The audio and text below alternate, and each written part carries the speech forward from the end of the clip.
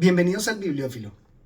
Continúo revisando las obras de la colección de ganadores del Premio Nobel de Literatura.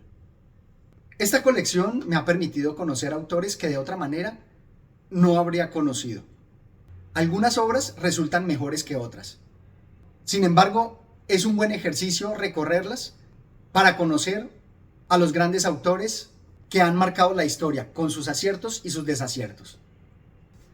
A lo largo de toda su vida, Miguel había tenido la impresión de que su destino estaba encadenado al destino del rey, unidos hacia una misma meta. Cuanto más se iba aproximando Miguel al rey a lo largo de su vida, más abajo iba cayendo el rey. En esta obra se nos presenta una novela histórica que relata los hechos del siglo XVI relacionados con el rey Cristian de Dinamarca. Se trata de la obra La caída del rey, del ganador del Premio Nobel de Literatura de 1944, Johannes Jensen.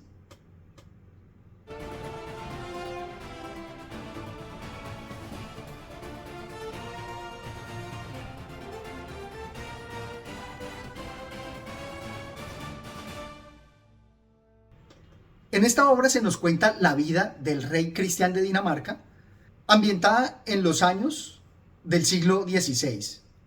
Sin embargo, creo que la crítica principal que se le puede hacer es aquella que normalmente se le achacaba a Sir Walter Scott. Y es que en este caso, uno de sus soldados va a acompañarlo hasta la prisión, en una manía del autor por mantener a su personaje al lado de los principales hechos, codeándose con el rey. Asimismo, me parece algo muy curioso que los europeos están muy apegados a sus reyes, siendo ellos, con la evolución del pensamiento, quienes sembraron las ideas del liberalismo que permitieron a otras naciones desprenderse de ese yugo. Aquí, por ejemplo, nos dice lo siguiente: aquella fue la noche de la desesperación del rey Cristian. Aquella noche fue su ruina. Siguió navegando hacia adelante y hacia atrás, hasta que amaneció la luz del nuevo día. Cuando salió el sol, el rey se encontraba en las cercanías de Fionia, y se quedó allí simplemente porque la casualidad lo había puesto allí. Como les digo, el autor nos presenta a un personaje histórico que obviamente está en sus postrimerías, en la decadencia de su influencia. Pero a diferencia de León Tolstoy, que nos habla de acciones de la historia desde una perspectiva determinista, aquí todo recae en la persona del rey, en aquel caudillo, tanto lo bueno como lo malo. Y si no, se deja a la casualidad, al azar, el desarrollo de la historia. Por eso es que tal vez no me termina de convencer que Miguel, Thorsten, el personaje principal, con algunos dilemas propios, se ve acompañando a tan grande personaje. Y más cuando en otras partes sí nos refleja cómo la historia la escriben los poderosos y cómo existe esa asimetría al sopesar los hechos históricos. A lo largo de siglos enteros se vino criticando y condenando y discutiendo el degüello llamado baño de sangre, pero en cambio no ha habido lamentos por la muerte de aquellas 2000 personas que Juan Rantzau aplastó en Aalborg. Allí los campesinos fueron tan totalmente exterminados que ni siquiera pudo transmitirse a la posteridad la historia de aquella iniquidad. Después de aquella contienda cayó un denso silencio sobre Jutlandia. Si se destacan esas injusticias, ¿por qué el autor se ciñe tanto al personaje histórico del rey? Claro, se entiende que nos quiere mostrar la importancia del hecho histórico, pero también lo podía haber abordado como el genio de Tolstoy realizó con Guerra y Paz, en donde muestra cómo distintas causas, todas aquellas raíces subterráneas que subyacen en la sociedad, contribuyen con el hecho, y no solamente descargar todo sobre las espaldas del rey. De hecho, también quiero criticar algo que el autor desarrolla, y es que en todas las historias está presente la mujer, aquellas que sufren por las injusticias cometidas por los hombres, los estupros y los engaños, pero no les da mayor relevancia. De todas maneras, se apega a los hombres. Se entiende por la importancia histórica que tienen, y más en esta época medieval, pero él como autor podría haberles dado un giro diferente. Aquí nos dice así: si la hija de Mendel hubiera sido danesa, todavía se podía esperar que ella pudiera seguir ganándose la vida atrayéndose a los clientes que todavía quedaban en la ciudad, y que el sereno volviera compasivamente hacia ella su ojo ciego, ya que él tenía mucha práctica en esto de hacer y deshacer en materia de aplicación de la justicia. Pero Susana era una maldita y repugnante extranjera, y por eso se la había expuesto ahora al público como objeto de escarnio, con la orden de que, una vez que el pueblo la hubiera escupido, llevara las piedras a cuestas a través de la ciudad. Y en otra parte: ahora estamos ya juntos aquí los tres hombres, el hombre que tú amabas, el hombre que te amó y el hombre con quien te casaste. Anamet, aquí tienes a tus hombres. Como les digo, aquí el autor, si bien destaca las injusticias sobre las mujeres y sobre la discriminación xenofóbica, creo que él mismo comete la injusticia con las mujeres al solamente dejarlas como un decorado, cuando destaca más a los hombres que participan en sus vidas. Pero quiero destacar algo positivo, y es la forma en la cual manifiestan la caducidad, la conciencia de que somos finitos, lo cual le da profundidad de reflexión a la caída. Miguel recordaba ahora los extraños pensamientos que entonces habían asaltado su mente. Por una rara asociación, la visión del caballo muerto había suscitado en su imaginación una amarga visión de la carrera efímera del hombre sobre la tierra. De esta manera nos muestra su conciencia de la caducidad, del término a todas las preocupaciones humanas. Asimismo, me gustó mucho la metáfora que nos presenta de la muerte en la imagen en la cual Miguel Thorsten termina de vaciar y solidifica su estatua.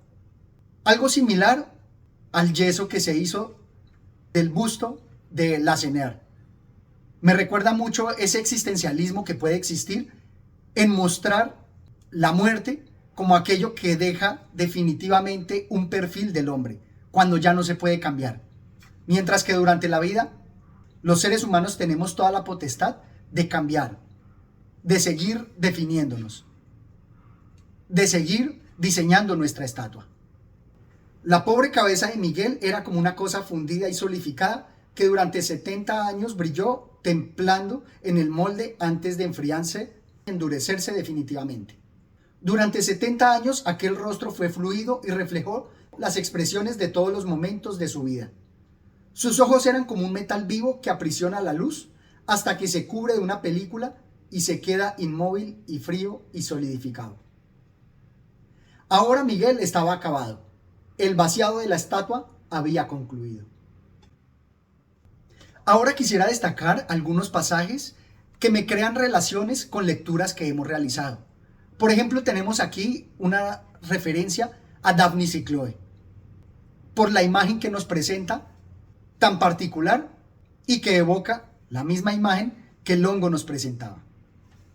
Es una gran muchacha, esa Ana Mete. Desconoce todavía la malicia del mundo. Dicen que ella y el joven señor se aman.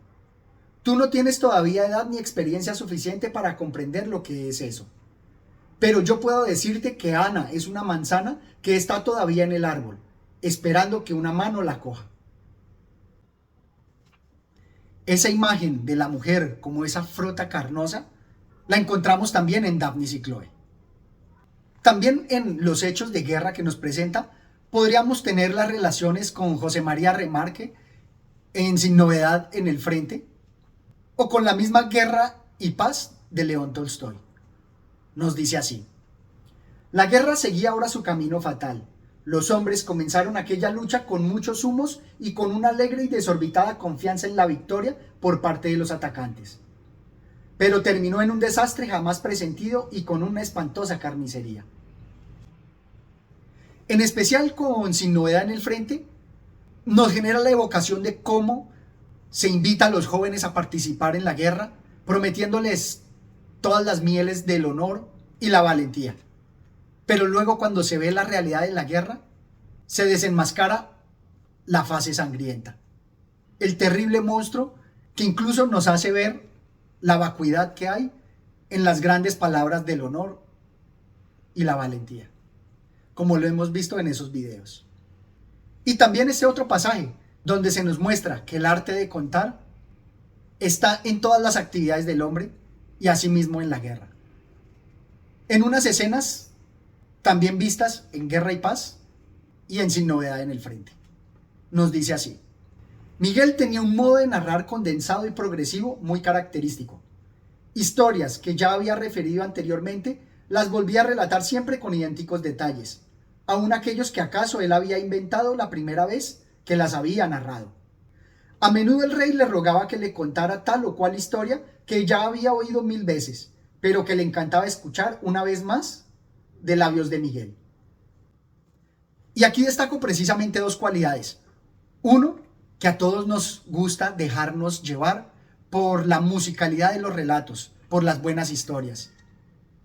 Ese entretenimiento es un gran lujo, el lujo de la literatura. Y el segundo aspecto es, como veíamos en esas otras obras, que no necesariamente las narraciones cuentan toda la verdad, sino que hay añadiduras, ficciones y mentiras para mejorar la historia, ya sea a nivel de estructura o de mensaje, o solamente para ganarnos el interés de nuestro interlocutor.